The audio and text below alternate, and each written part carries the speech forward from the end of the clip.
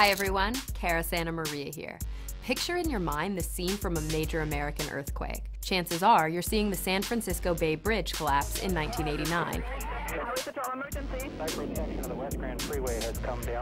Or the devastation of the '94 Northridge earthquake, which claimed 60 lives and left 20,000 people homeless. We've gone nearly 20 years without any catastrophic seismic activity, and that doesn't bode well.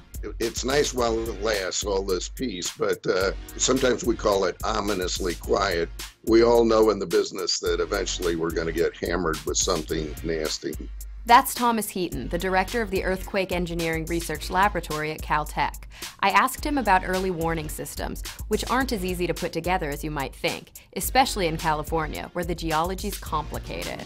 In California, we're especially worried about the faults that run right next to or even sometimes through our cities. So the earthquakes, in some cases, will happen very close to our cities. They could happen in a lot of different places, and because of that, we need a system that's very flexible. An earthquake early warning system is not a predictive or forecasting tool.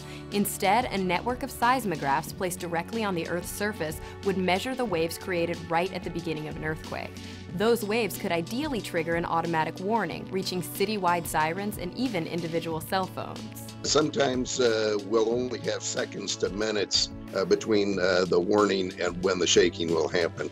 And the amount of time an early warning system offers is related to how far away you are from the epicenter of the quake and how fast those waves are moving. See, of the main two types of waves produced by an earthquake, P or primary waves travel quickly and have high velocity. Therefore, they're the first to be detected by seismographs, and apparently, sometimes pets. The suspicion was that the dog was reacting to the P wave. It's mainly the S wave that you feel, and even human beings sometimes can perceive that P wave, and they don't quite know what they're listening to, and then the S wave comes and they know it's an earthquake. And that's because S waves, or secondary waves, cause the damage. And the amount of time an earthquake early warning system gives us depends on the difference between when the P wave is measured and when the S wave is felt. And those precious seconds can save lives. Which begs the question, why isn't there a functional early warning system in California? Well, we've got a sort of a cobbled together warning system in California, but it's not really ready to be unleashed on U.S. society. It's going to take some real dedicated systems development to turn it into a working system.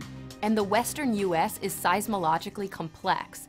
There's a big difference between the common earthquakes we often feel in Southern California and the catastrophic events that gain national attention, like the Great San Francisco Quake of 1906 that claimed over 3,000 lives.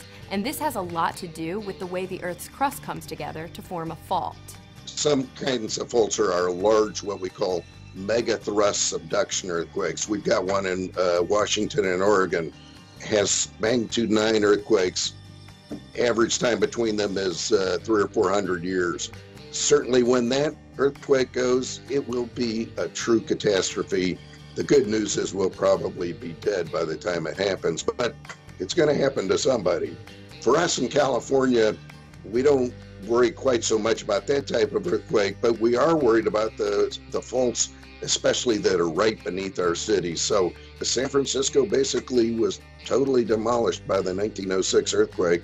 As far as I'm concerned, an earthquake like that could happen anytime in the Bay Area. It's basically a city waiting for some large catastrophe. For us in Southern California, we've got earthquake faults all over the place. Our San Andreas fault is down here primed and ready to go, and it's just a matter of time. Are you prepared for the next big one? Let us know on Twitter, Facebook, or leave your comments right here on the Huffington Post. Come on, talk nerdy to me.